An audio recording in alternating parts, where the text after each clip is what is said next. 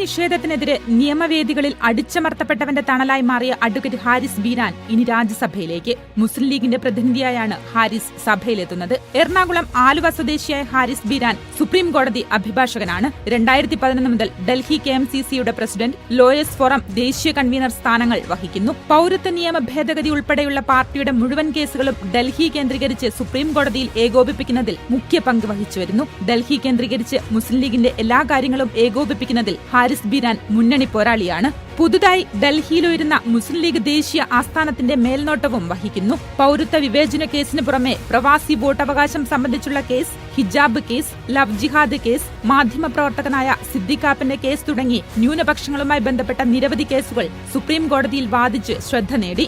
UPA സർക്കാരിന്റെ കാലത്ത് വിദേശകാര്യ മന്ത്രാലയത്തിന്റെയും പരിസ്ഥിതി മന്ത്രാലയത്തിന്റെയും അഭിഭാഷകനായിരുന്നു. ഇന്ത്യയിൽ നിന്നുള്ള ഹജ്ജ് തീർത്ഥാടകരുടെ സൗകര്യം മക്കയിൽ പരിശോധിക്കാൻ സുപ്രീം കോടതി നിയോഗിച്ച സമിതിയിലും അംഗമായിരുന്നു. ഭരണഘടന അവകാശങ്ങൾക്കു വേണ്ടി നിരന്തരം നിയമയുദ്ധങ്ങളിൽ വിട്ടുവീഴ്ചയില്ലാതെ പോരാടിക്കൊണ്ടിരുന്ന ഹാരിസ് ബീരാൻ നിലപാടുള്ള അഭിഭാഷകനാണ്. ഉത്തരേന്ത്യൻ തെരുവുകളിൽ കലാപത്തിന്റെ നീറ്റലുമായി കഴിയുന്ന നൂറുകണക്കിന് മനുഷ്യർക്കാണ് ഈ അഭിഭാഷകൻ നീതിയുടെ തണലൊരുക്കിയത്. ഹാരിസ് കൂടി സഭയിലെത്തുന്നതോടെ മുസ്ലിം ലീഗിന് ഡൽഹിയിൽ 5 പ്രതിനിധികളുണ്ടാകും.